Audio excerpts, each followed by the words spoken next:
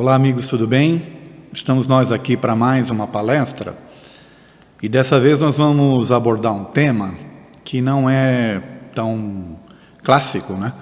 Não é um tema comum e dificilmente nós vemos palestras tratando desta situação, que é a questão da obsessão e da desobsessão.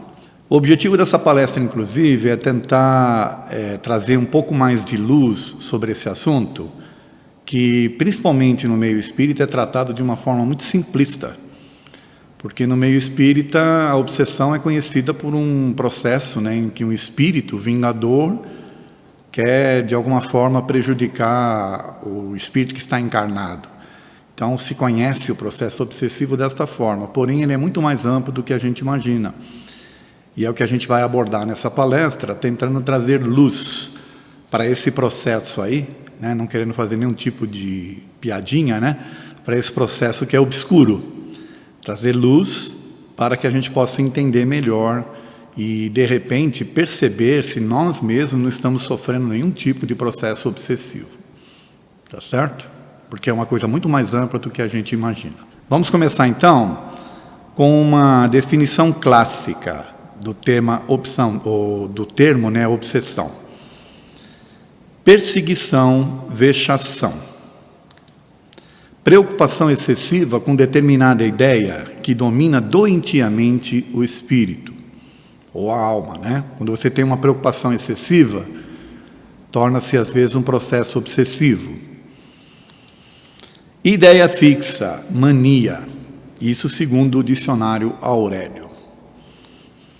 A palavra obsessão deriva do termo latim obsessio, que quer dizer assédio. É uma perturbação anímica, produzida por uma ideia fixa que, devido à sua persistência, se apodera da mente. O anímico aqui se refere à alma. Então, tudo aquilo que você retém, que você se mantém fixo, ideias, valores, conceitos, acaba se tornando um processo obsessivo. Ele é muito mais amplo do que simplesmente essa perseguição, como eu falei no início. Hoje, por exemplo, na situação atual que nós estamos vivendo, nós estamos gravando essa palestra aqui, em plena época de quarentena do Covid-19, provocada pelo Covid-19. Se você se fixar nas notícias, né, nas notícias tristes, nas notícias de desgraça, nas notícias de mortes, que morreram tanto, você acaba entrando também num processo obsessivo sem perceber. Você acaba criando para você mesmo uma situação, às vezes, de desconforto, quando, na verdade, você poderia estar trabalhando esse lado da quarentena, tentando explorar outras coisas. Mas isso aí é assunto para uma outra palestra, né? Uma hora, quem sabe, a gente faz uma palestra sobre o que a gente pode aprender com a quarentena. Vamos dar sequência aqui, então. Vamos ver a obsessão para Allan Kardec. Abrindo novos horizontes a todas as ciências, o Espiritismo vem esclarecer a questão muito obscura das doenças mentais, apontando uma causa que até agora não era considerada. Kardec aqui está falando sobre as questões das doenças mentais. Lembrando que ele estava falando, objetivando lá a época dele, tá certo? A influência dos espíritos, uma causa real, evidente, provada pela experiência e cuja verdade mais tarde será reconhecida. Então, Kardec tinha uma ideia ali, ao descobrir a influência que os espíritos podem exercer sobre nós, a existência da mediunidade também, de que parte das pessoas que eram tratadas como doentes mentais, na verdade, não eram doentes, né? Estavam talvez sofrendo um processo obsessivo, ou um processo de desequilíbrio mediúnico.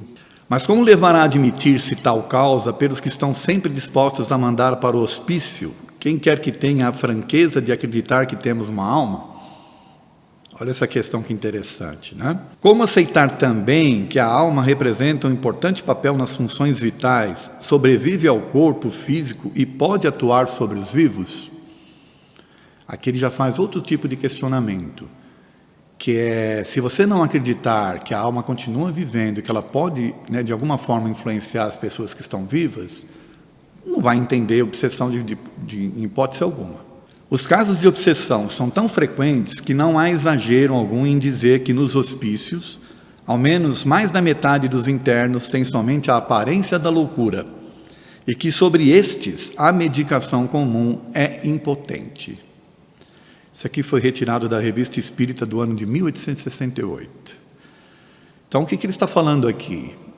Que na visão dele, da época, observando essas questões dos assédios que podem acontecer, das influências que nós podemos receber, dos espíritos principalmente, de que parte, eu diria que ele fala até mais da metade, né, das pessoas que estavam internas poderiam estar curadas, ou pelo menos ser diagnosticadas de forma correta, né?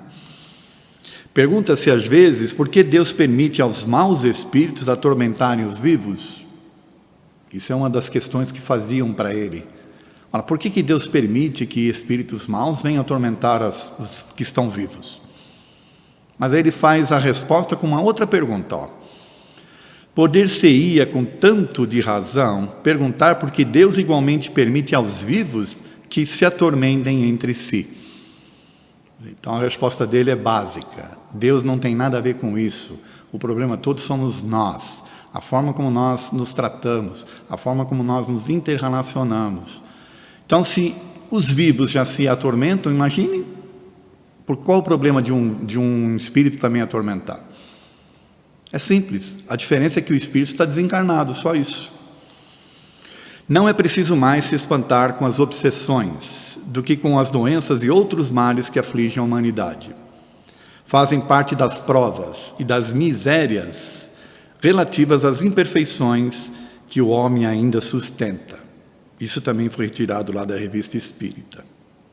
Bom, nós vimos até aqui com o Kardec o que é, e nós vamos ver que, na verdade, o que causa o processo obsessivo é o pensamento.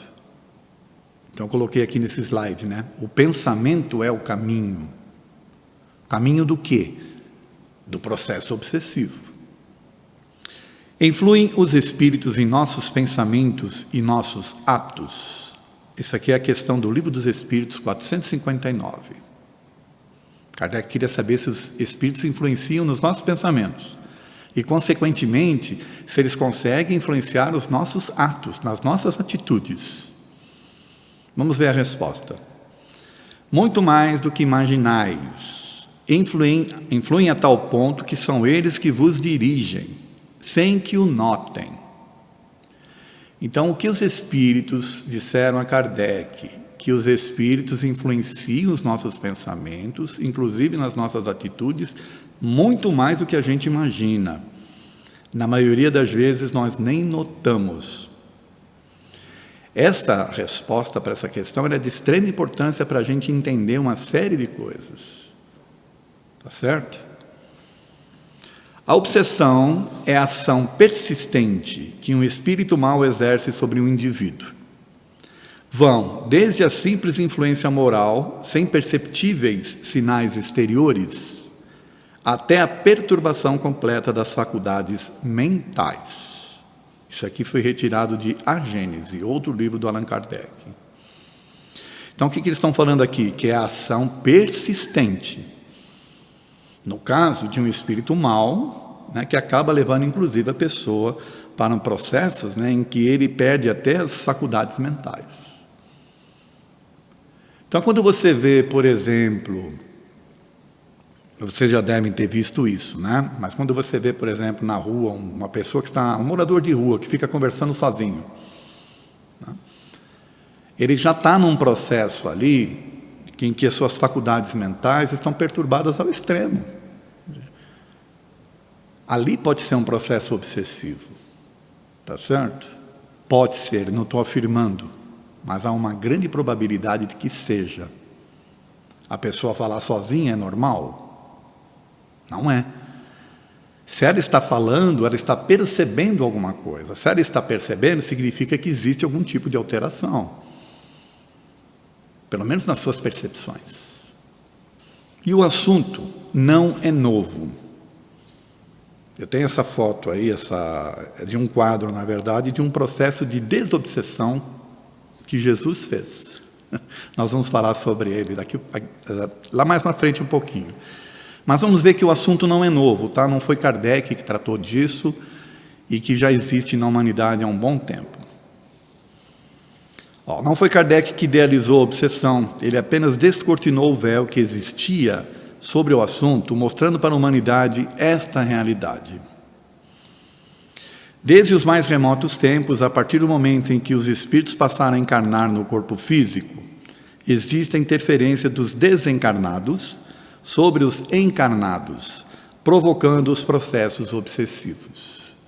Então, a partir do momento que o ser humano teve condições desse nosso corpo, de receber um espírito vindo do plano espiritual, e que espíritos continuam lá no plano espiritual sem estar usando o corpo físico, passou a existir esse tipo de processo obsessivo.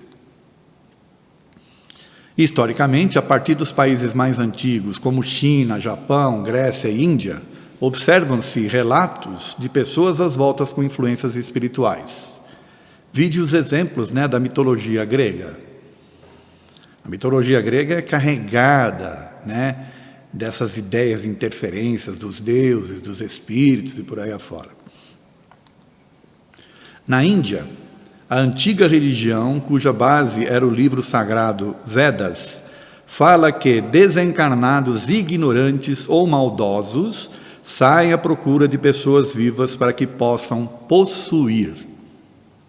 Então veja que o livro da Índia, esses Vedas, trata disso. Olha, ainda fala aqui, desencarnados, que são espíritos, ignorantes, aqui ele já está abrindo um leque maior, ou maldosos. Então, aqui, pelo menos nesse conceito do Vedas aqui, já amplia mais o leque, não se trata só de um espírito maldoso, mas sim talvez de um espírito ignorante. Isso nós vamos ver mais para frente também, tá bom? Porque começa a ampliar aqui os nossos horizontes para entender o assunto. O próprio Jesus foi um dos maiores desobsessores da história, conversando e afastando os chamados espíritos impuros de suas vítimas. Em Lucas, capítulo 4, versículos de 31 a 37, temos a seguinte informação. Nós vamos ver essa aqui de Lucas, mas tem muito mais outras, tá bom? E muitos se maravilhavam da sua doutrina, porque sua palavra era com autoridade. Achava-se na sinagoga um homem possesso de espírito de demônio imundo, e bradou em alta voz: que temos nós contigo, Jesus Nazareno? Vieste para perder-nos? Bem sei quem és, o Santo de Deus. Olha que interessante como eles colocam aqui, Um homem possesso, quer dizer, ele estava possuído por um espírito de demônio imundo.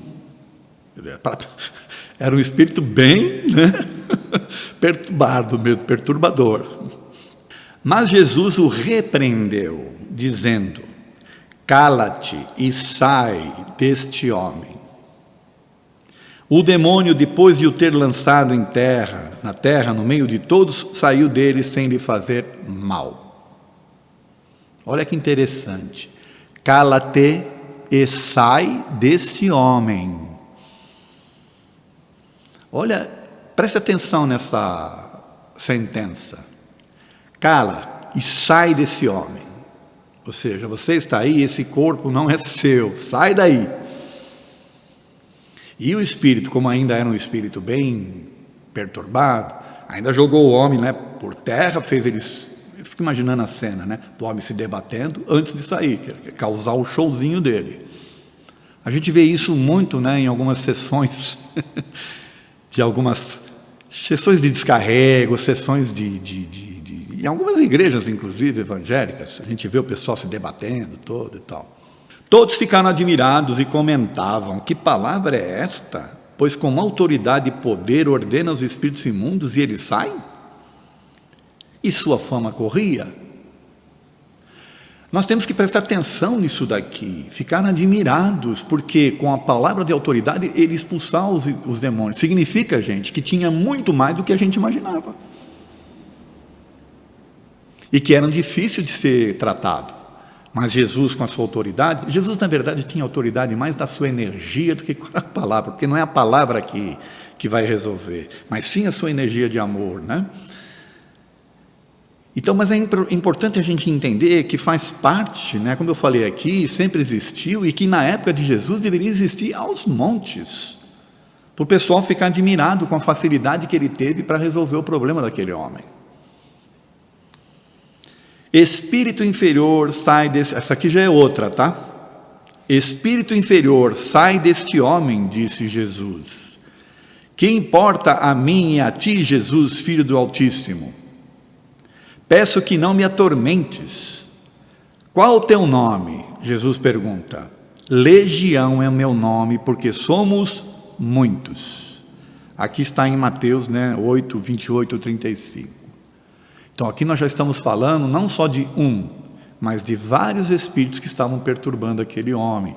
E Jesus os trata aqui de espírito inferior, espírito perturbado, talvez um espírito atormentado, ou vários, porque no caso aqui se chamava legião, porque somos muitos. Então eram vários espíritos perturbando este homem, ou aquele homem. Bom, e os apóstolos? Será que curavam? Nós já vimos aqui que Jesus curou, apresentei 2 passagens, existem outras mais, mas e os apóstolos? Aliás, por que será que eles foram escolhidos por Jesus? Isso é uma outra questão que nós temos que nos fazer. Temos notícias que após Jesus, os apóstolos também fizeram algumas desobsessões, conforme podemos verificar em Atos dos Apóstolos, no capítulo 5, versículo 16, que fala o seguinte: afluía também a Jerusalém muitas pessoas das cidades vizinhas, levando os doentes e atormentados de espíritos imundos, os quais eram curados. Olha que interessante, né? Eles fazem uma distinção aqui entre as pessoas doentes e aquelas que eram atormentadas. Ou seja, eles conseguiam perceber quem estava de fato doente e quem estava só atormentado. É o que está escrito aqui. E eles eram levados então aos apóstolos a serem curados. Então, portanto, os apóstolos também ajudaram nos processos de esclarecimento e de desobsessão na época. Mas, olha que interessante, médicos constatam obsessão. Então, agora nós vamos entrar num outro campo, um campo aí que foge um pouco dessa questão da mística apenas, né? E passa a vir agora para a prática. Vamos ver? O médico brasileiro baiano, Dr. Eliezer C. Mendes, afirma no seu livro que ao longo de 20 anos de experiência no tratamento de milhares de pacientes, constatou que a grande maioria não apresentavam doença física. Opa! Depois de 20 anos trabalhando, ele percebeu que a maioria não tinham problemas de ordem física, pelo menos nas doenças que aparentavam ter. Está aqui um livro dele, Personalidade Intrusa. Os sintomas eram provocados por personalidades intrusas, espíritos viciados, interessados em absorver as toxinas que eram liberadas pelos remédios, que no caso eram receitados pelo médico. Bom, isso aqui é uma afirmativa do Dr. Eliezer nesse livro dele aqui, Personalidade Intrusa. Então ele fala que ele percebeu que uma grande parte dos seus pacientes apresentavam sintomas de doenças que na verdade não tinham. Elas eram induzidas a sentir aquilo para que o médico pudesse receitar as toxinas e os espíritos que estavam ali intrusos, pudessem absorver essas toxinas, porque eles eram viciados nessas toxinas. Olha que coisa interessante. Bom, é um médico aqui falando, tá bom? A psicóloga clínica americana, doutora Edith Fiore, PhD, possui excelente trabalho desenvolvido através de pesquisas iniciadas em 1975, utilizando a terapia de vidas passadas, conhecido como TVP. Está aqui uma foto da doutora Edith Fiore. Em 1978, ela publicou seu primeiro livro, Já Vivemos Antes, apresentando alguns casos de vidas passadas, no caso, reencarnação. as quais foram constatados por ela com vários pacientes. E nós temos aqui uma foto do livro dela.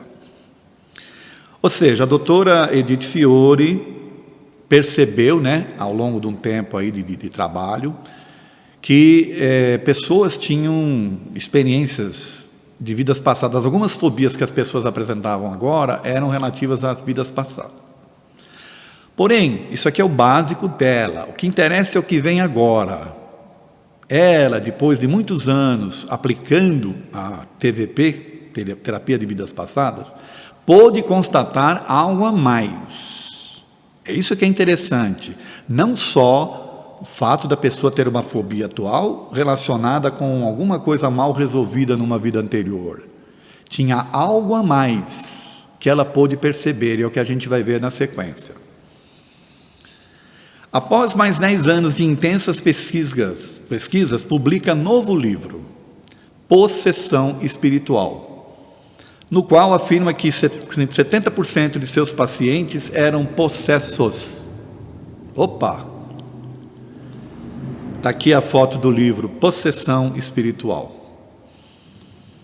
Os pacientes, quando em transe profundo, apresentavam personalidade e comportamentos bem diferentes da sua maneira tradicional de agir, aparentando serem outra ou outras pessoas, às vezes mais de uma personagem.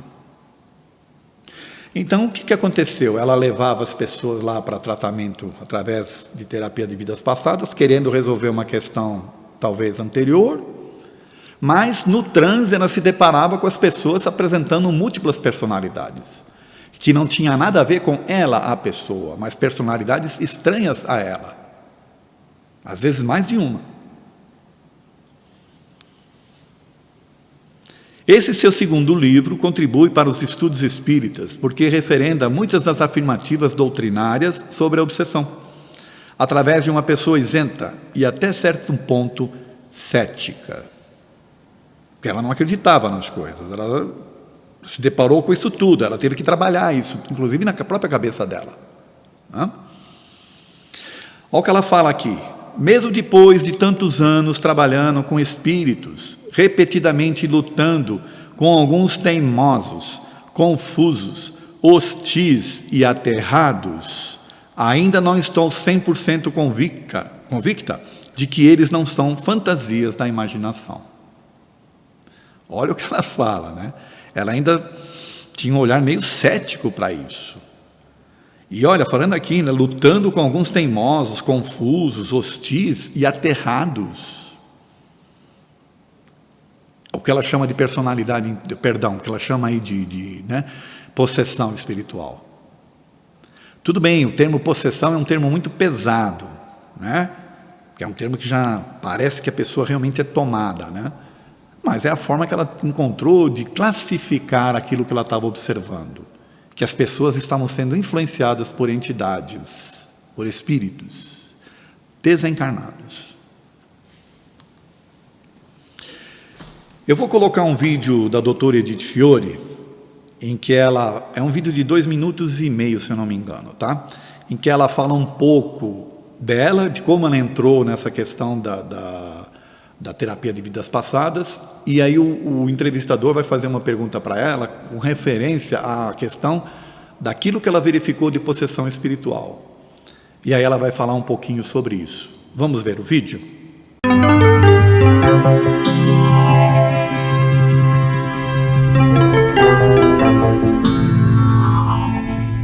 Well, it all happened sort of by surprise, actually. I had no idea what I was getting into because I did not believe in reincarnation. I thought it was a fantasy. In fact, it didn't even enter my mind that this really was anything worth investigating. When one day a patient came in with a problem, a sexual problem, and I used a hypnotic regressive technique and took him back to what I thought was going to be an embarrassing event in the current life. And all of a sudden he started talking about being a Catholic priest. And I thought I'd made a mistake in interviewing the man. How had I overlooked this? And then he said he was Italian, and there was no trace of an accent, so I was really bewildered. And then when it turned out to be the 17th century, I thought, this man is making up a story. What is this?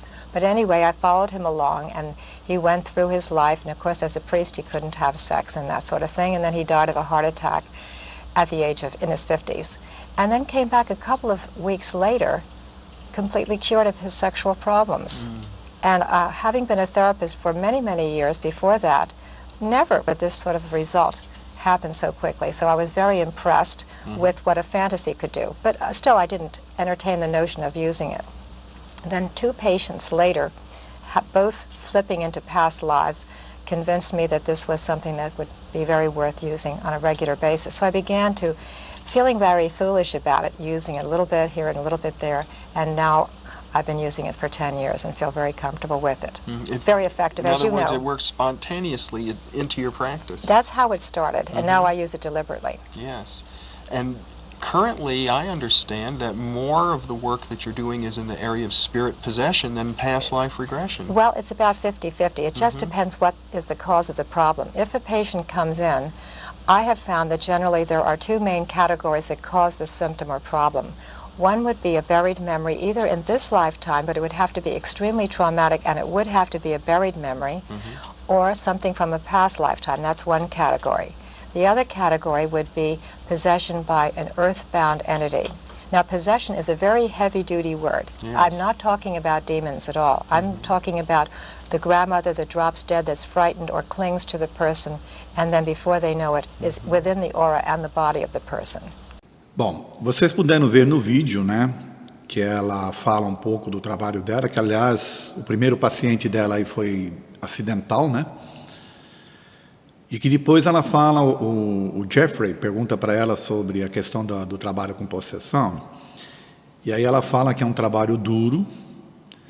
Ela fala, inclusive, que não se trata de espíritos ruins, na maioria das vezes são espíritos que estão de alguma forma desencarnados e não aceitaram bem o reencarne. Ele fala, inclusive, de pessoas queridas.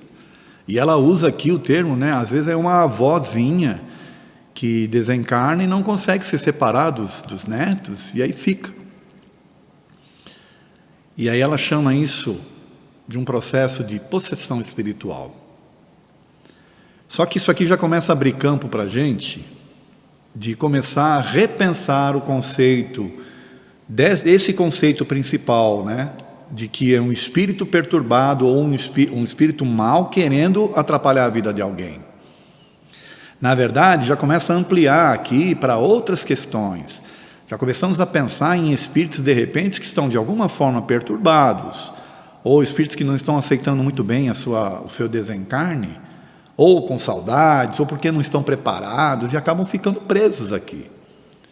Ao ficarem presos às suas paixões, né, aos seus afetos ou aos seus vícios, acabam perturbando as pessoas. Então, de repente, aquela avózinha fica ali perto da netinha, se sente bem em estar perto da netinha, não sabe que está prejudicando a netinha, até que a netinha começa a adoecer. Por quê? Porque a avózinha está sugando a energia da netinha, sem perceber, e a netinha começa a adoecer. Então, esses processos são processos de obsessão, mas uma obsessão simples. É facilmente tratável isso aí, basta esclarecer a avózinha. Tá certo? Mas a gente abre um campo aqui agora para que um processo obsessivo ele pode ser ocasionado por um amor mal dimensionado, ou por um amor mal trabalhado, ou por um apego excessivo, né, não pensado. Olha como a gente abre um campo grande aí. Bom, vamos explorar um pouco o livro da doutora Edith Fiore, que eu acho importante para nós entendermos algumas coisas, algumas conclusões que ela teve. Vejamos alguns pontos que sinalizam possíveis obsessões. Sinalizam possíveis, não quer dizer que sejam. Sintomas físicos, doenças, dores, mal-estar, náusea, peso na nuca, enjoo, arrepios, tontura, cansaço excessivo, estafa. Eu devo confessar para vocês que eu, há uns 30 e tantos anos, Eu tinha dores, tinha mal-estar, tinha náuseas, tinha peso na nuca, tinha enjoo. Aí vim parar aqui no Manuel Bento, né? Essa casa maravilhosa, e aqui eu fui curado. Eu estava sofrendo um processo obsessivo leve. Olha que interessante. B, problemas mentais, falta de memória, desatenção, falta de clareza, confusão mental, ideias suicidas, despersonalização, pesadelos recorrentes e alucinações auditivas ou visuais. Então aqui são alguns sintomas, né, no campo mental, que pode levar a entender a existência de um processo obsessivo. C, descontrole emocional, ansiedade, angústia, medo, irritação, depressão, tristeza, choro sem causa aparente, impulsividade. D, inclinação às drogas, abuso de álcool, maconha, tabaco, drogas injetáveis, remédios. Interessante que o remédio aqui nos leva ao Dr. Eliezer Mendes. E dá para entender que um processo vicioso provoca um processo obsessivo. Quem bebe muito, por exemplo, né, ao ponto de se exaurir, quem fuma demais, quem usa drogas injetáveis e por aí fora, tem seus companheiros que se utilizam, né, dessa pessoa como uma espécie de um processo ali onde ele vai sugar aquelas energias para satisfazer seu vício também. Porque se você não consegue se libertar de um vício em vida, quando você desencarna, você leva o vício com você, porque o vício mexe com a emoção. O vício no primeiro momento é físico, mas ele também depois se transforma no emotivo, e você leva consigo. E você, para satisfazer isso no plano espiritual, não tem. Então quem é que pode satisfazer isso para você? Alguém que esteja aqui. Há muitos anos atrás, nós tratamos de um caso de um companheiro que estava sofrendo um processo obsessivo, mas não um processo obsessivo ruim, de um espírito mau. Mas ele sentia aqueles sintomas que eu falei para vocês, né? Que são sintomas clássicos da aproximação de uma entidade estranha. Náuseas, mal-estar, peso na nuca, essas coisas todas.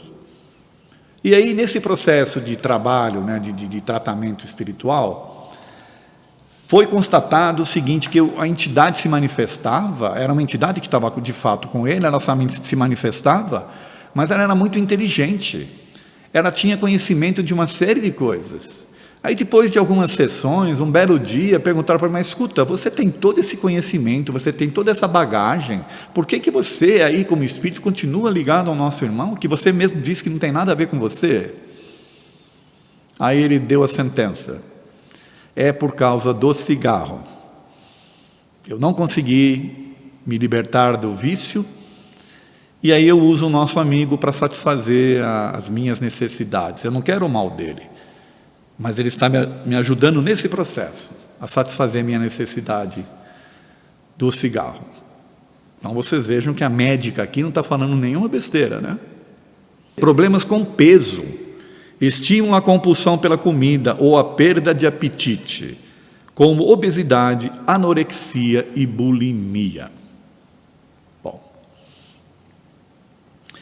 F, problemas de relacionamento, timidez, fobia social, introversão, dificuldade de comunicação e de se expressar. G, problemas sexuais, falta ou excesso de desejo sexual e tendências homossexuais. Não quero entrar no mérito aqui, porque isso aqui é constatação da médica, tá bom? Bloqueios, tudo parece dar errado, oportunidades não aparecem, dificuldade em demonstrar o potencial. Vocês vejam que, de fato, ela fez um trabalho bem amplo e extenso, né? De constatação das causas, né, de problemas que as pessoas têm. Vejamos também alguns dos principais motivos que prendiam os espíritos na Terra. Isso segundo os estudos que ela fez. Lembra que ela falou que ela tinha embates, né, exaustivos, com teimosos, aterrados e por aí afora? Vamos ver então o que ela constatou dos motivos que mantinham as pessoas presas à Terra, ao invés de seguirem. Não cumprindo com sua proposta reencarnatória. A pessoa descobre lá que, puxa, tinha coisas para fazer ainda, só que agora não dá mais, e ela quer continuar fazendo. Suicidaram-se e deixaram assuntos inacabados. Então, mais um assunto interessante, mais um caso interessante aqui. Possuíam extremo apego à terra e aos desejos materiais. Olha, né? O apego, a pessoa não consegue se libertar, ela fica presa. Ódio e desejo de vingança a algum desafeto. Então esse aqui é o clássico, né? Esse aqui é o básico do processo obsessivo. Ódio e desejo de vingança. Quer dizer, querer prejudicar alguém que ficou. É o pior das razões para a pessoa ficar. Por quê? Porque é mais difícil de tratar. Tem que trabalhar primeiro o ódio, né? Tem que trabalhar primeiro esse desejo de vingança. E não é tão simples. Viciaram-se em álcool, fumo, comida, sexo ou prazeres diversos. Então, está aqui a questão do vício. O vício, ele retém você aqui preso, porque você sente necessidades das coisas. É a emoção, né? A emoção você leva consigo. Você não vai levar nada físico, mas a emoção sim. Tinha medo de morrer e continuaram negando a morte. Olha que interessante. As pessoas não aceitavam que tinham morrido. Então ficavam ali, próximos dos parentes, sem perceber que estavam perturbando. Morte súbita, não tinham percebido que morreram. Quer dizer, é um pouco diferente da anterior, né? Porque a anterior a gente fala que tinham medo de morrer. Essa aqui tiveram uma morte súbita e não perceberam que tinham morrido. Apego excessivo a entes queridos ou a pessoas próximas. Apego excessivo é um amor descontrolado, né? É uma falta, inclusive, de amor próprio. Morte após deficiências mentais ou transtornos psíquicos graves. Então a pessoa já estava num processo de transtorno, né? Algum tipo de transtorno mental, desencarna e aí continua nesse tipo de transtorno do outro lado. Isso, de novo, segundo a médica. Agora nós vamos ver a obsessão na ótica espírita. Os diferentes graus de obsessão apontados pela doutrina espírita são obsessão simples, fascinação e subjugação ou possessão. Por isso que eu falei para vocês, a médica chama de possessão, mas para o espírita a possessão já é o estágio mais avançado de um processo obsessivo. Porque o processo obsessivo, na verdade, ele começa de uma forma simples. Então eu vou mostrar gráficos aqui para vocês. Olha, começa com a pessoa estando num estado normal, aí ela sem perceber começa um processo de obsessão simples. Pode ser, por exemplo, a aproximação de uma entidade que está em algum tipo de perturbação, pode ser um processo de desenvolvimento mediúnico ainda iniciante, pode ser um parente, né, que desencarna e se aproxima. Então começa esse processo aí, que é o simples. Se não for cuidado, pode virar uma fascinação.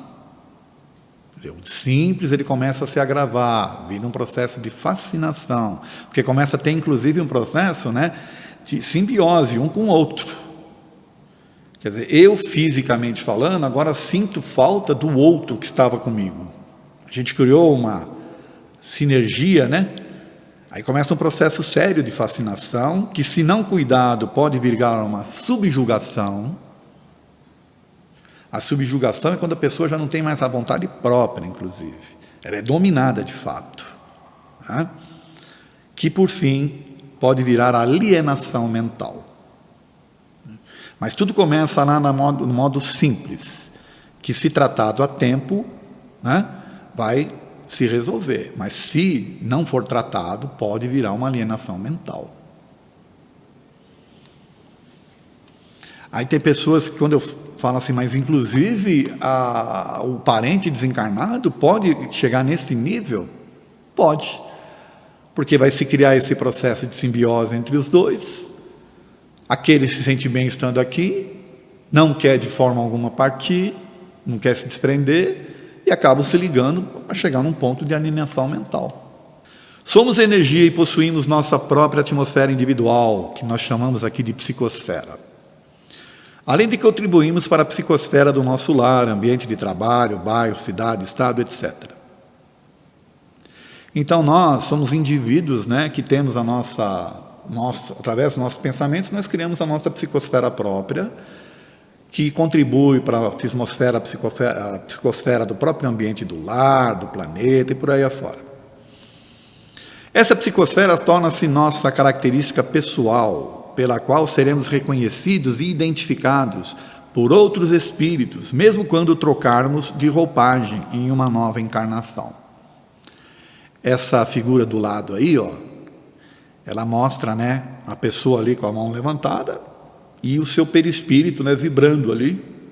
Tentei mostrar ali o perispírito vibrando, tá bom? Que é a psicosfera da pessoa, provocada pelos seus próprios pensamentos, por sua energia. Criando imagens fluídicas, o pensamento se reflete no envoltório perispíritico como num espelho, toma nele corpo e aí, de certo modo, se fotografa. Desse modo, é que os mais secretos movimentos da alma repercutem no envoltório fluídico, que uma alma pode ler numa outra alma como num livro, e ver que não é perceptível aos olhos do corpo. Isso aqui está em A Gênese, capítulo 14 e 15. E aqui eu coloquei agora naquela figura, né, essa imagem do pensamento irradiando. Tá certo? E o que acaba acontecendo? Como é que, por exemplo, uma pessoa desencarnada, né, ou pode encontrar alguém que era de uma existência anterior dela, que está encarnada? Não é pelo corpo físico, porque o corpo físico se modificou. É pela atmosfera fluídica. É por ali que ele nos reconhece, sabe quem somos. As nossas vibrações mentais, que são os pensamentos, sintonizam com ondas de pensamentos semelhantes existentes na psicosfera do planeta, permutando energias, adensando-as e delas recebendo influência. Aqui, ó, eu estou tentando mostrar, de novo, aquela mesma pessoa, dessa vez irradiando e buscando, né, nas ondas de pensamentos. Ele manda energia e traz energia dessas ondas de pensamentos. E assim ele se adensa e ele contribui. Quer dizer, nós fazemos isso no nosso dia a dia, tá? Nesse mar de pensamentos que estão por aí. O pensamento é uma onda, né? Trafega como uma onda. Que é uma energia. Portanto, o nosso comportamento influencia o meio, assim como nós também somos influenciados pelo ambiente. Então, tanto eu posso contribuir de forma positiva ou negativa com o meio, como eu posso buscar no meio também essas influências. Então, é importante a gente saber isso, porque quem nós queremos ser? Alguém que chega no ambiente e degrada o ambiente, ou alguém que chega trazendo paz, trazendo amor, trazendo bem-estar, trazendo jovialidade, trazendo uma energia boa? Vai depender do ambiente ou vai depender de você? Quando as energias são iguais, promovem uma adesão, criando os laços de simpatia mútua, através dos quais nos agrupamos e nos associamos. Então aqui nós já estamos falando, né, de que como nós temos sentimentos semelhantes, energias semelhantes, nós acabamos nos agrupando, nos atraindo, criando laços de simpatia, né? Esta figura aqui mostra algo ao contrário, que é o que nós vamos ver agora. Quando sustentamos pensamentos e sentimentos diferentes, os fluidos, ao invés de uma adesão, sofrem uma repulsão mútua. Repelem-se e exteriormente essa repulsão é identificada como antipatia. Então nós estamos vendo aqui duas pessoas, né? Cada uma com o seu campo áurico, né, sua atmosfera fluídica, porém, como elas têm sentimentos, ideias, valores diferentes, elas estão se repelindo. Não está havendo uma adesão. É isso que eu estou tentando mostrar nessa figura aqui. Pelo que vimos até aqui, podemos concluir que a obsessão é uma questão de psicosfera própria e sintonia. Assim entendemos o quanto é importante o conselho de Jesus pedindo para orarmos e vigiarmos. Então eu só vou me ligar a alguma coisa se eu estiver mais ou menos imantado com aquilo. Eu só vou sofrer um processo obsessivo se eu permitir que isso aconteça através da minha própria mente, através da minha própria ideia das coisas. Está aqui, olha, essa figura tenta mostrar isso também. Estou aqui com o meu campo, buscando, no mar de pensamentos as energias, e se eu me ligar em energias de ódio, de inveja, de ciúmes, de mágoa, o que eu estou fazendo com o meu campo energético? O que eu estou fazendo com a minha psicosfera? Que tipo de imantação eu vou receber, que tipo de influências eu vou receber e vou estar me ligando? Eu vou estar propenso a ser obsediado, se eu ficar nesse tipo de sentimento. Imagine o que o sentimento de medo pode provocar. Eu não coloquei ele aqui, mas imagine o sentimento de medo, de desesperança. O que pode provocar em você e o que pode provocar em termos de você se sintonizar com energias semelhantes. É destrutivo, na verdade. Você está se sabotando. Quando você tem medo de viver, por exemplo, quando você sente, nessa pandemia toda aí, você se deixa levar por esse tipo de energia, você está se destruindo. E não adianta querer jogar a culpa nos outros, está certo? Os casos mais graves começam lentamente através das insinuações leves que, não repelidas na época, agravam-se até tomar um domínio bem mais amplo. Nós já falamos sobre isso, está certo? Outro agravante é que o obsidiado, ao sintonizar-se num processo obsessivo grave, situa sua psicosfera numa faixa totalmente negativa e de energias pesadas e deletérias, energias densas. Energia é energia, porém ela pode ser mais densa, porque energia negativa, energia do vício, por exemplo, a energia provocada por ideias de ódio, rancor, de mágoa, de medo, são energias densas, difíceis de serem penetradas pela luz. Essas energias densas, além de dificultar o acesso das forças do bem, promovem a atração de outros espíritos que atuem nesta mesma faixa vibratória, piorando a situação do obsidiado. Nesta figura aqui eu tento mostrar isso, Do lado direito aqui nós temos um espírito emitindo uma energia de pensamento, envolvendo a pessoa no seu campo de energia. A pessoa está permitindo isso. Nos casos de obsessão grave, o obsidiado fica como que envolto e impregnado de um fluido pernicioso que neutraliza a ação dos fluidos salutares e os repele. É este fluido que importa ser eliminado. No entanto, num fluido mau não pode ser eliminado por um outro semelhante. Por meio da ação magnética é possível expelir o fluido mau com auxílio de um fluido melhor. Está aqui em A Gênesis. Então, explicando, lembra daquela figura que nós tínhamos anteriormente, da pessoa envolvendo a outra? Agora chega uma que tenta de alguma forma ajudar essa pessoa, ela emite a sua energia, porém a outra está repelindo, ela está tão presa àquela situação, que aquela outra pessoa desejando bem, aquela outra pessoa desejando de alguma forma ajudar, não consegue penetrar nesse campo de energia densa, de energia pesada, que é provocado pela pessoa, junto com outros que estão, de alguma forma, mantendo-a nessa situação. Vamos falar agora em obsessão em crianças. Falar, meu Deus, obsessão em criança? Infelizmente, sim. É mais comum do que vocês imaginam.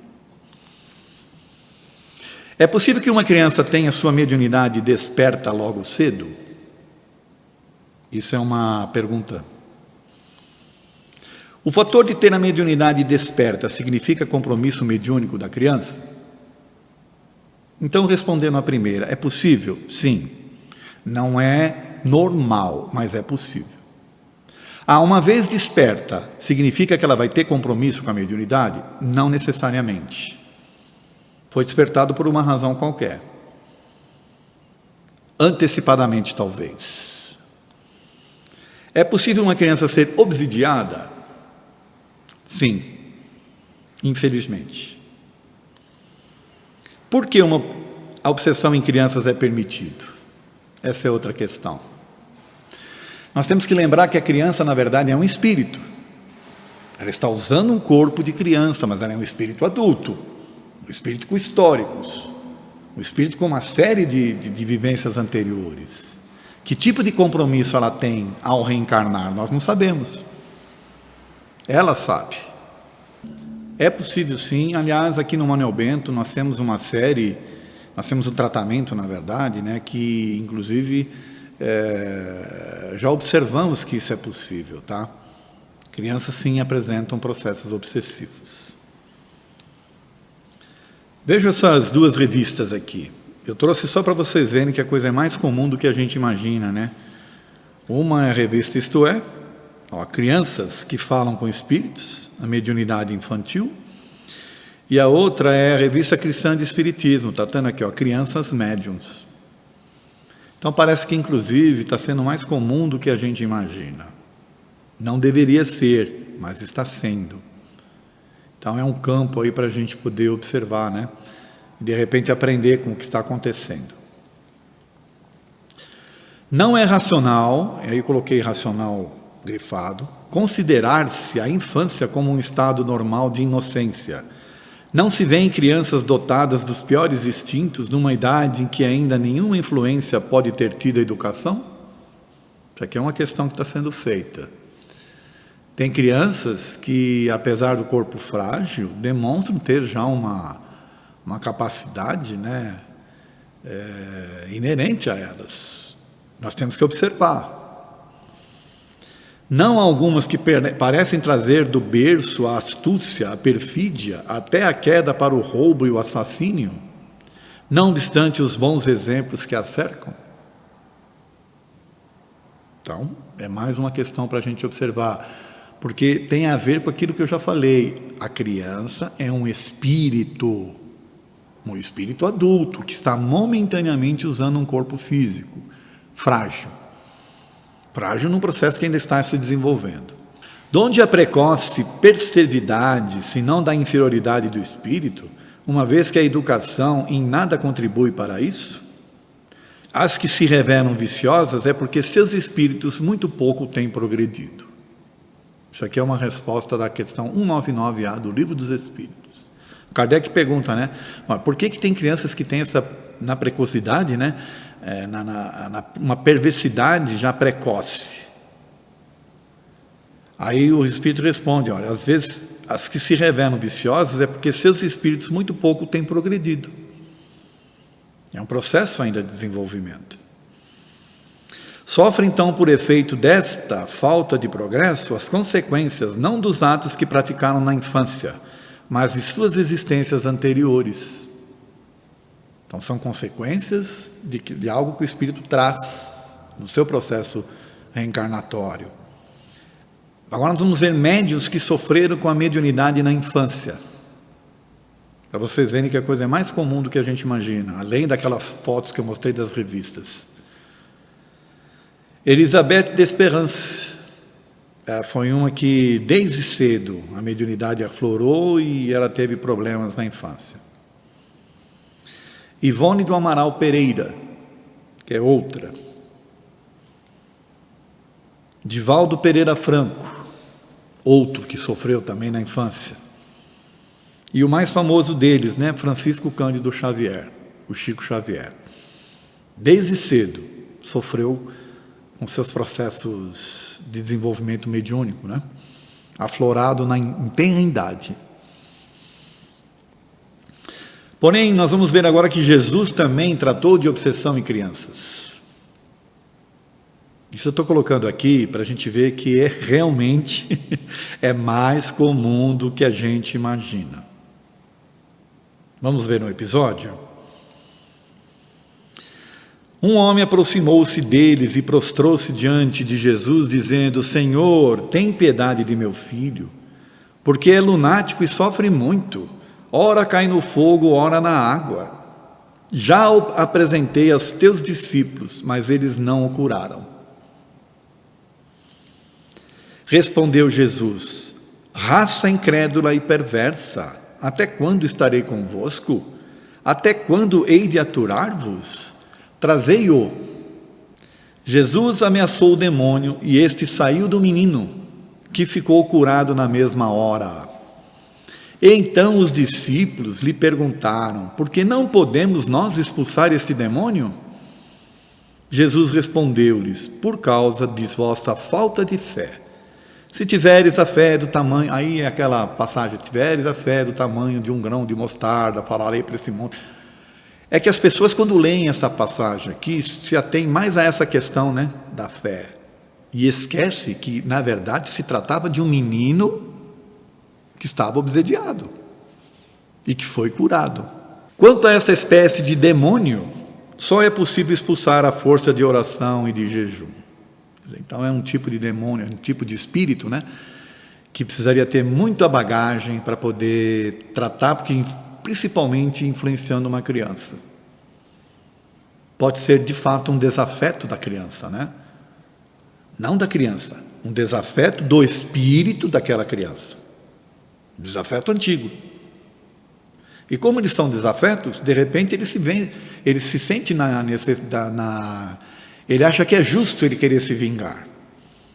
Ele precisa ser esclarecido, na verdade. Bom, vamos ver agora as formas de obsessão. E aí nós vamos ver que a coisa é mais ampla do que a gente imagina. Primeiro, olha, de desencarnado para encarnado. Então nós temos aqui um espírito que irradia suas energias, né, e envolve ali a pessoa encarnada. Essa aqui é a mais clássica e a mais conhecida por todos. Um desencarnado perseguindo o encarnado. Porém, pode ter de encarnado para desencarnado. Não é o espírito que está perseguindo, é ele que está sendo perseguido pela pessoa encarnada, que não consegue se desprender, sabe? Deixar que ele se desprenda. Então é uma pessoa, por exemplo, um ente querido, né, de alguém que desencarnou, e essa pessoa não consegue ficar sem pensar no ente querido todo santo dia, e chorando, e lamentando, e pedindo a sua presença, e implorando, e ela está obsediando o espírito, não é o espírito que está obsediando ela. Isso é para se pensar. Os espíritos às vezes querem se desprender e não conseguem, porque está preso à energia do ente encarnado. Obsessão recíproca. Então aqui já são os dois, tanto o encarnado quanto o desencarnado, que se auto-obsediam. Um quer a presença do outro, né? Um quer estar com o outro. Já é um processo muito perigoso, inclusive, de acabar separando, né? De desencarnado para desencarnado. Pode acontecer. O espírito fica perturbando a pessoa aqui, e a pessoa desencarna e ela continua perturbando lá. Só que agora com maior facilidade. Porque ambas estão no mesmo campo, né? Ambas estão na mesma faixa de sintonia. Então, olha como esse processo obsessivo é sério, porque pode chegar até a se perpetuar, né, e a continuar depois da vida. De encarnado para encarnado. Espera aí. Quer dizer que pode haver obsessão de uma pessoa viva para outra pessoa viva?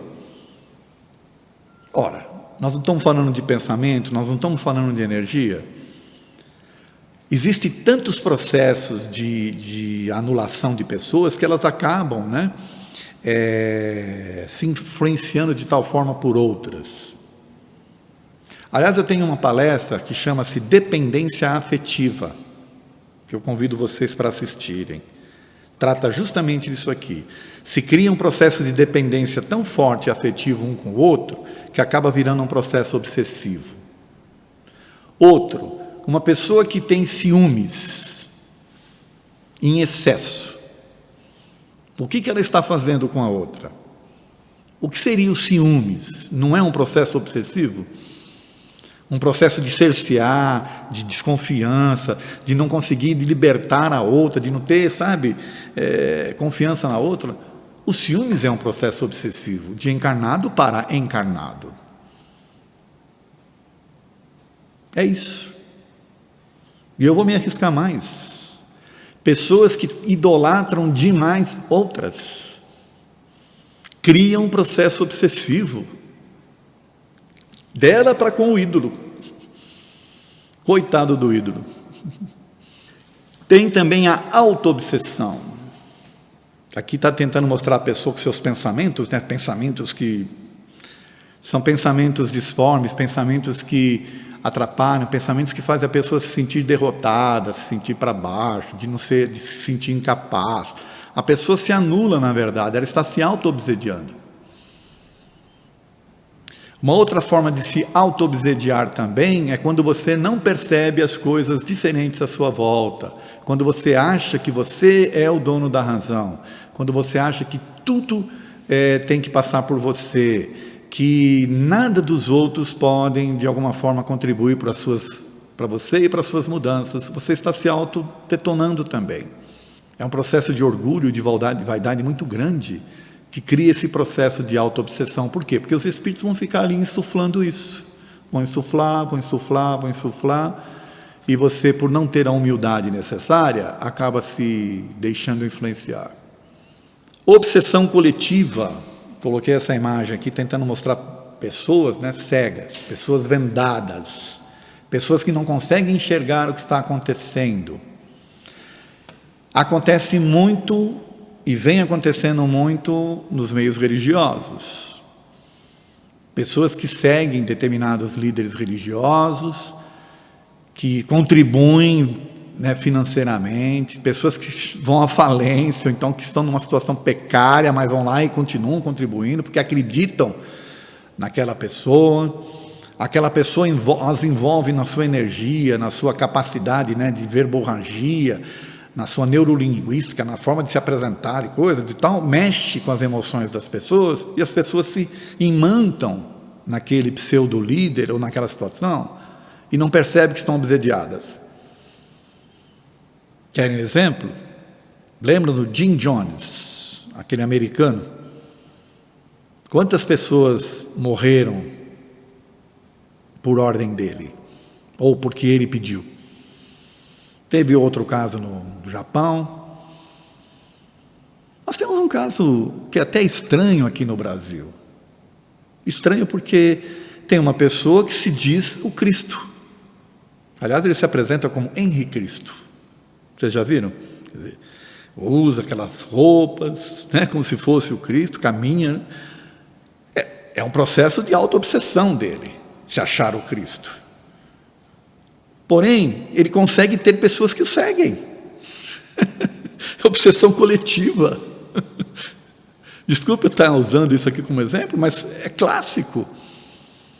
Pessoas que não conseguem raciocinar estão obsediadas. Mas como é que acontece isso? Bom, primeiro que a pessoa tem a sua capacidade para induzir as outras, mas depois tem também a amplificação que é feita por espíritos zombeteiros. Espíritos que quer, vou atrapalhar a vida dessa pessoa aqui, vou fazer ela ficar adorando o Henri Cristo, aí ela vai virar uma pessoa ridícula. Há um meio de obsessão aí também. É para pensar. Quantos de nós, sem perceber, estamos sendo obsediados por líderes e por aí afora nesse sentido? Ou pelo menos o quanto nós nos deixamos influenciar. Obsessão digital, ela é mais atual, É digital de uma forma ampla. Começa pela TV, pelos programas, pelos noticiários que ficam ali retroalimentando, Fazem uma alteraçãozinha qualquer naquele tipo de notícia e induzem as pessoas a acreditarem que aquela notícia de fato é verdade, quando existem outras verdades por trás, mas as pessoas não enxergam. Por quê? Porque elas estão recebendo uma carga, Estou falando da televisão, mas tem também os meios digitais aí, como o Facebook, como a internet, como o WhatsApp. Você entra no Google, faz uma pesquisa qualquer de uma informação que você queira. Por exemplo, geladeira. Aí aparece um monte, você clica num, clica no outro. Sem você perceber, daqui a pouco começa a aparecer um monte de... É um algoritmo que existe, que vai trabalhando suas preferências e vai jogando para você geladeira, geladeira, geladeira. Você está sendo obsediado. Sem você perceber.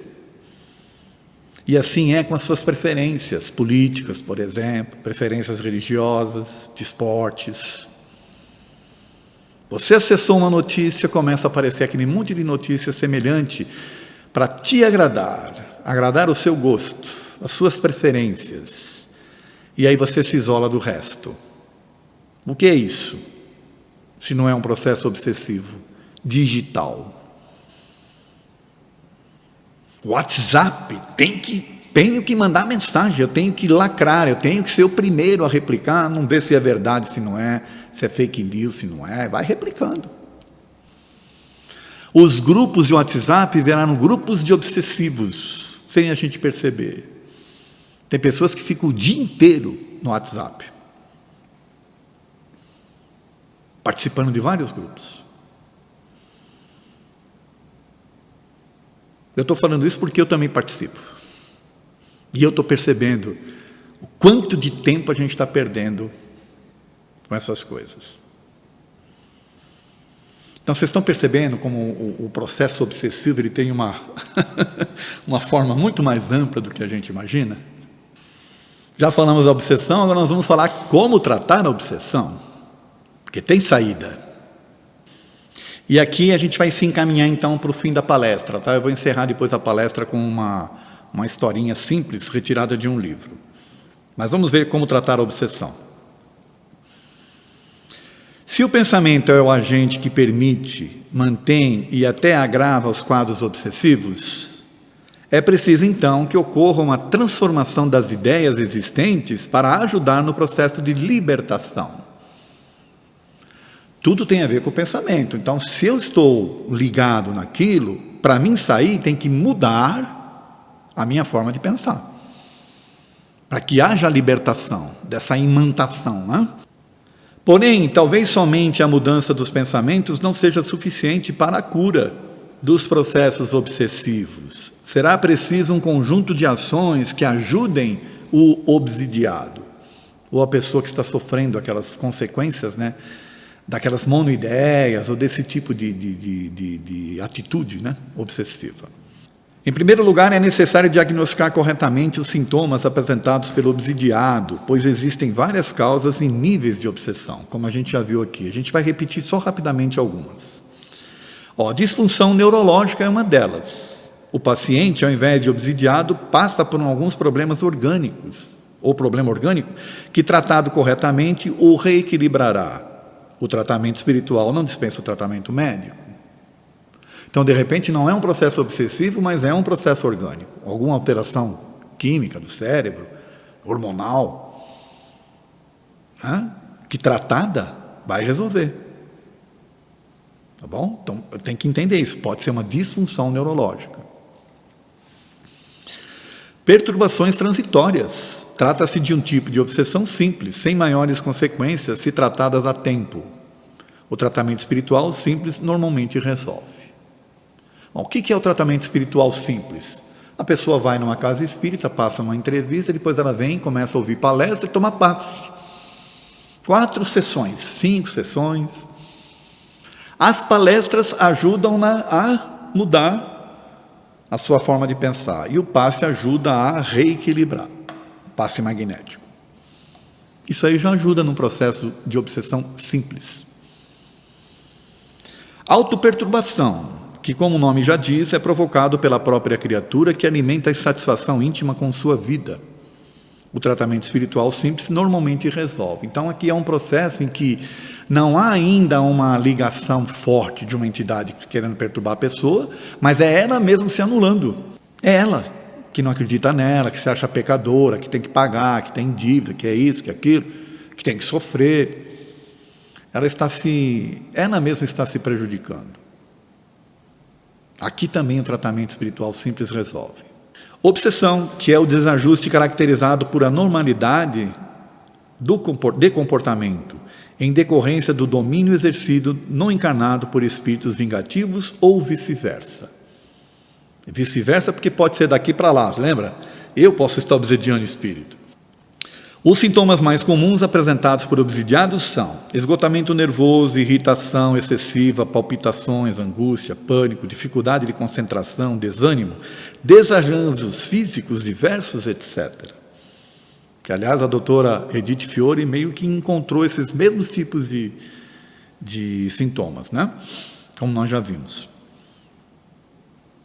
O obsidiado experimenta a sensação de carregar sobre os ombros os males no mundo. É um peso.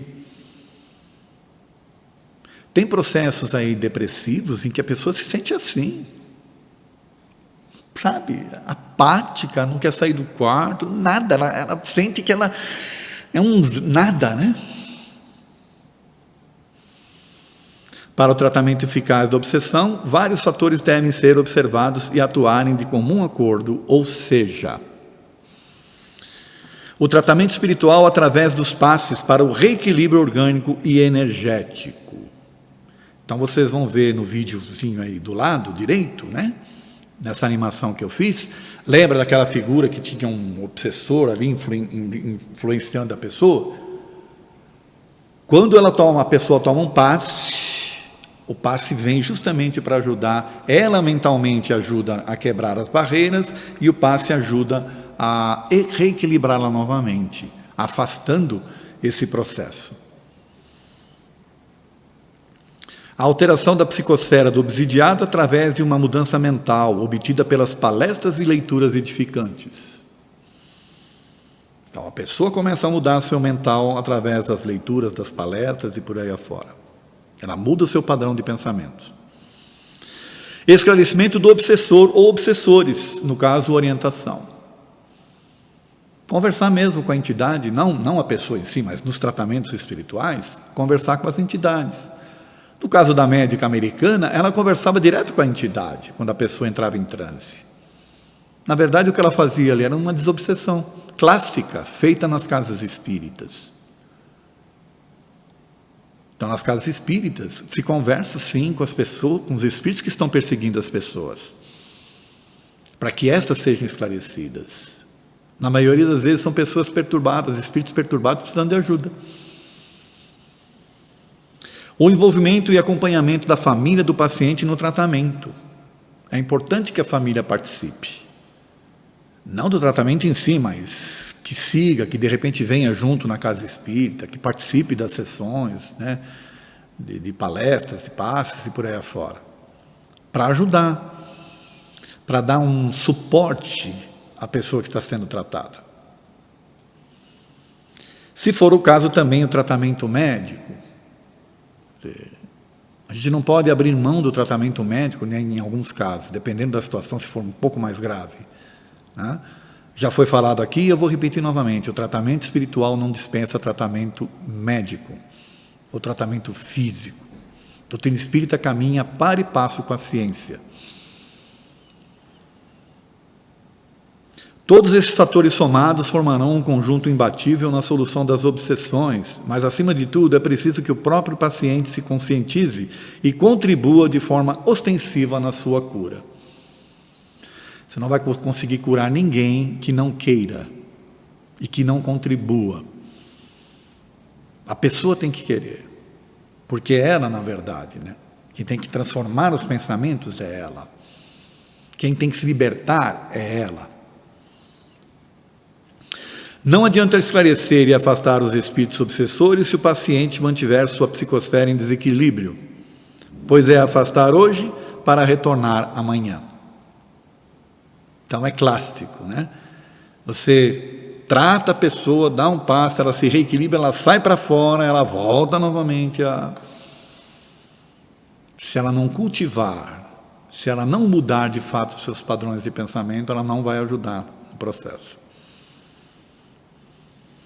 As imperfeições morais do obsidiado constituem frequentemente um obstáculo à sua libertação.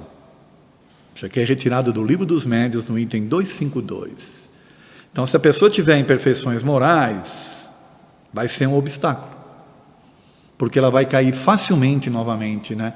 Ela tenta mudar seu padrão de pensamento, mas ela volta novamente lá para o meio, ou para o mundo, ou para as coisas que ela cultua, né, ou cultiva como hábitos. Nos casos de obsessão, a prece é o mais poderoso meio para anular os propósitos maléficos do obsessor. Isso aqui é retirado do livro A Gênese. Então, a prece, os bons pensamentos, né, é uma forma de anular os pensamentos maléficos, aí, ou as intenções maléficas dos obsessores. É, pois, indispensável que o obsidiado faça a sua parte e destrua em si mesmo a atração dos maus espíritos.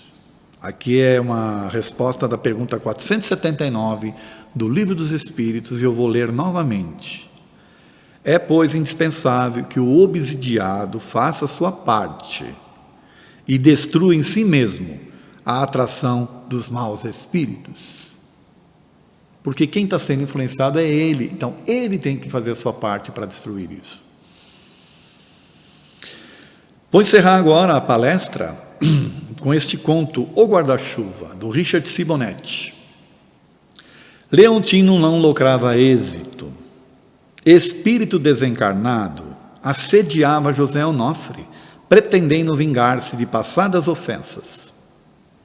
Localizara-o em uma nova jornada na carne e pretendia infernizar-lhe a existência, envolvendo-o nas teias da obsessão. Então, olha que interessante, né? O José Onofre era um espírito desencarnado, o Leontino, um espírito desencarnado, e localizou o José Onofre aqui. Ora, o José Onofre não está num corpo novo. Como é que o Leontino localizou ele? Lembra que eu falei da psicosfera e tudo?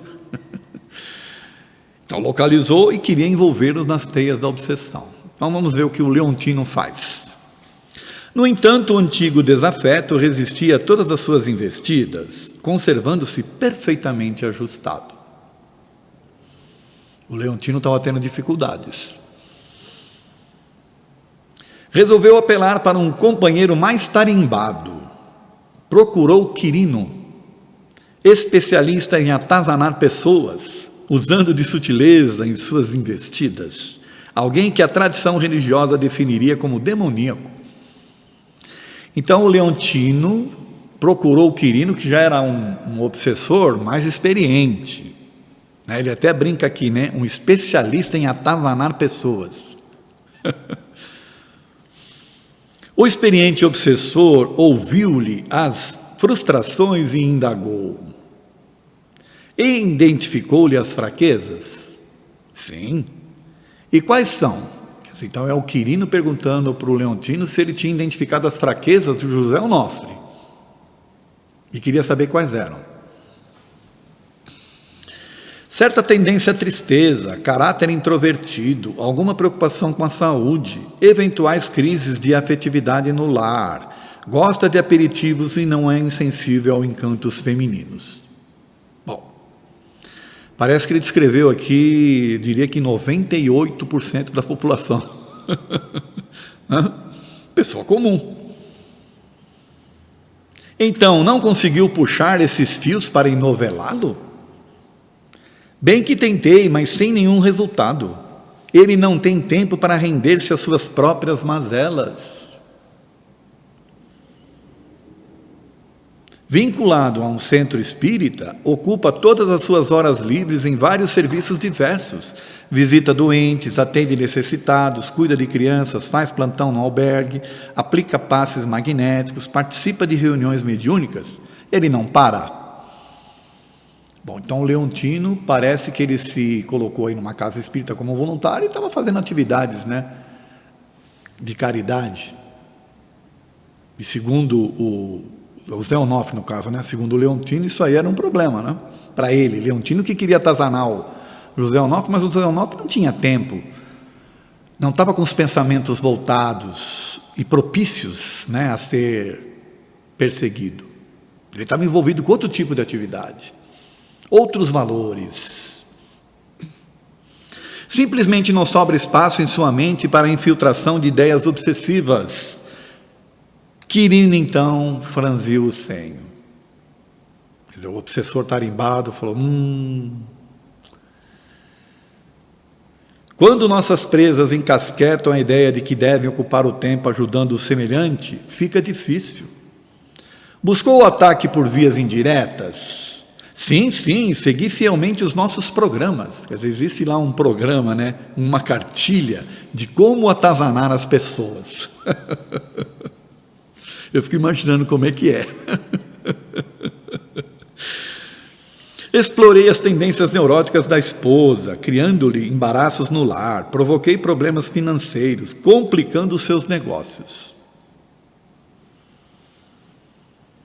Envolvi seu filho com drogas, acentuei seus males físicos, até semeei desentendimentos no centro espírita, mas o homem é uma rocha, situa-se inabalável, confiando na proteção divina. Gente, deixa eu fazer uma observação. Isso aqui é um conto, isso aqui é uma... Ninguém vai ser enovelado por uma entidade que quer perseguir o outro, se não se deixar também. Quer dizer, essa coisa, né, de envolver o filho com drogas, de atazanar a esposa neurótica e tal. Isso aí só se for as pessoas permitirem. Isso aqui é um conto, né? Então, só para a gente entender que eles estavam tentando, de alguma forma, pegar o Zé Onofre no contrapé. Achar um ponto fraco. Leontino suspirou e completou. Simplesmente José Onofre recusa-se a uma reação negativa que me permita atingi-lo. O que você me aconselha? Desista. Opa! Desista? Ora essa, é o que tem a dizer? Estou apenas sendo realista. O problema é que seu desafeto abriu o guarda-chuva protetor. Você pode fazer desabar sobre ele tempestades existenciais violentas, mas não o atingirá. Opa! O Quirino, né? Especialista em atazanar, descobriu que o José Onofre tinha aberto um guarda-chuva protetor. E o que é, afinal, essa proteção? A prática do bem aliada à confiança em Deus. É preciso esperar torcendo para que ele decida fechar o guarda-chuva. Espere ele fechar o guarda-chuva. Porque enquanto ele tiver com o guarda-chuva aberto, vai ser difícil. Quem é José Onofre? Um missionário, um santo, um espírito superior? Nada disso. É um homem comum, com suas fraquezas e imperfeições. O que o distingue é um empenho em cumprir a orientação contida na questão 469 do Livro dos Espíritos, quando Allan Kardec pergunta: como podemos neutralizar a influência dos maus espíritos?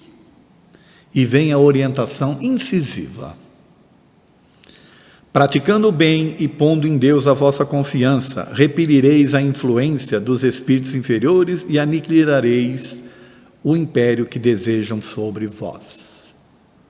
Então, o Zé Onofre, na verdade, ao se colocar como voluntário, trabalhando e tal, ele abriu o seu guarda-chuva protetor. Porque, inclusive, ao perceber as situações, ele não se deixava influenciar mais por coisas negativas. Ele tinha mais o que fazer. Simples, não? Vamos então abrir o nosso guarda-chuva? O que você precisa para abrir o seu guarda-chuva? Todos nós temos o nosso guarda-chuva. Só vai depender da gente. Obrigado pela atenção de vocês. Tudo de bom.